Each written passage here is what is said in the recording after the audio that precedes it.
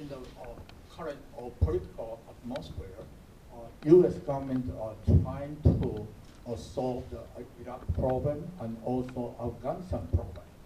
And that is very nasty problem, and try to get out, we cannot get out.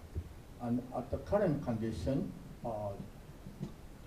it appears to me Communist China is behind the scene helping them, and then also North Korea, they are behind the scene try to disturb that area. And then with that condition, the current government appears to be trying to, in a peace with the Communist China, try not to disturb them. And then every time something very simple thing happen, Communist China would claim that's their territory. Taiwan is their territory. And then another thing is that they will reprise against American policy and so forth. They were very vocal about that.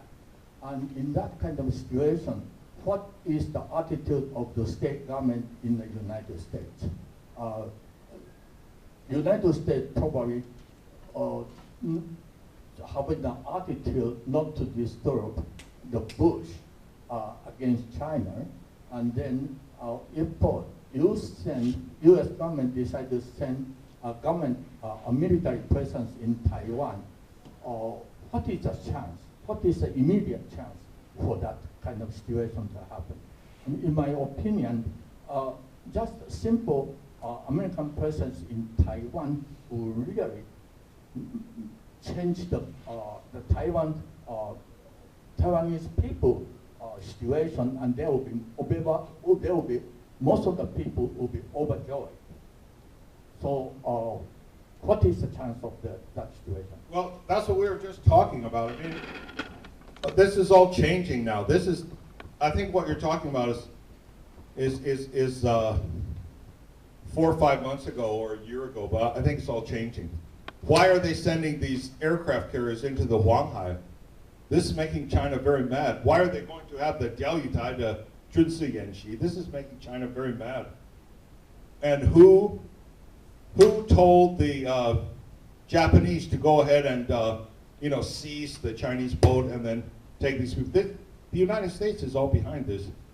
They're waiting for some kind of. And what about now in the paper these few days you're seeing about the United States? They said, no, there's a renminbi, 必须升值，不再跟你玩游戏，你必须升值。Okay? They said in the last year it only 升1%，他说太少了。现在什么6.7，他说应该是5.0左右啊。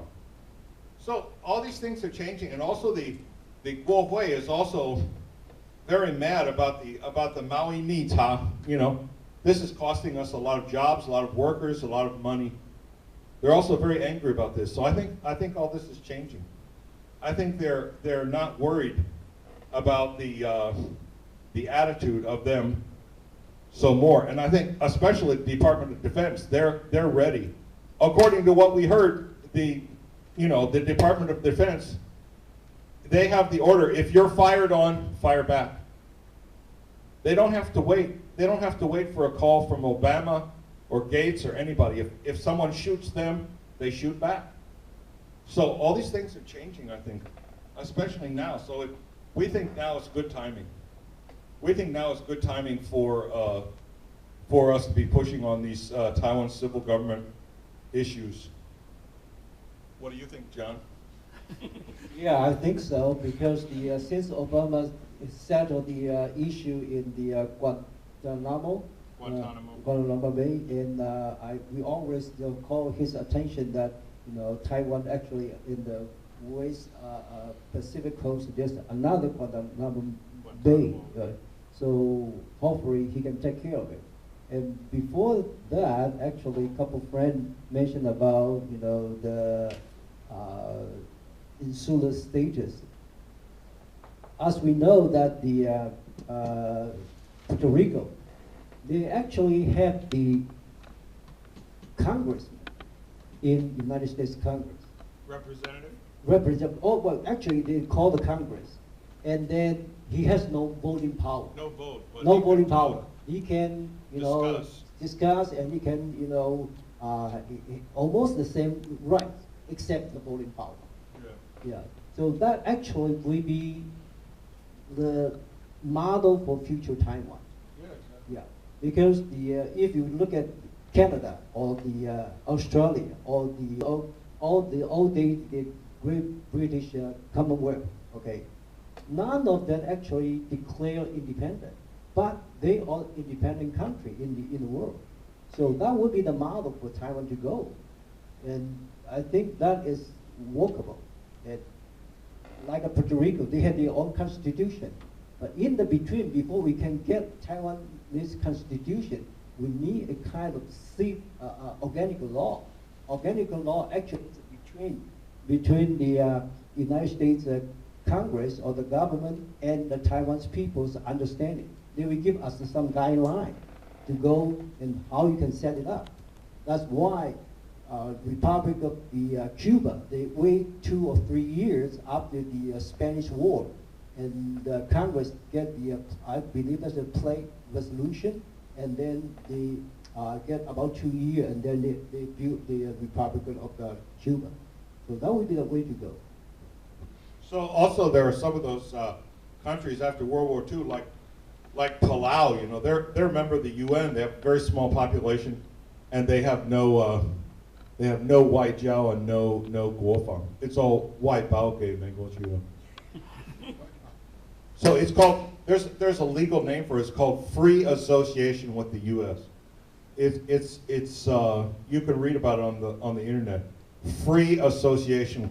So it's called a freely associated state. Now, 不是每一个 state 就可以做这样的一个连接，你必须有那个历史的关系。所以这些地方以前是在太平洋的什么托管区，美国托管区。所以这个 and when we were in DC, again, see, I think it all comes back to education, because I don't think that the American officials, I don't think they fully understand the situation of Taiwan. As soon as they understand the situation of Taiwan and they understand their responsibility, I think things will change more quickly. I don't think they understand all this. So that's why we have to set up the DC office. That's why we have to send people to talk to them, give them the information, talk to them.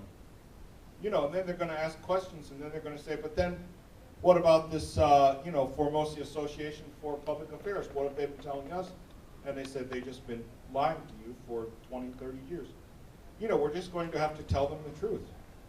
But then, this is going to be a real shock to them. But I mean, slowly we have to tell them the truth, And when this comes out, then they'll be able to see the truth of what Taiwan is and what Taiwan should be and what the relationship to the United States should be.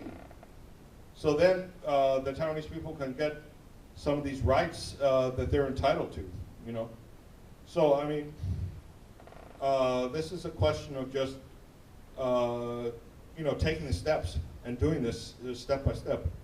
So when we talk to Roger Lin on the telephone every day, using the Skype, we can talk to him every day on the phone, and he says, they have all the plans for getting in touch with these government organizations through our Washington, D.C. office people, and then talking to them, each one, and letting them know the truth about Taiwan, and then hopefully things will begin to change. I mean, this is a big change. This is a big change for us. This is a big movement forward for us. So I think all these things are going to change.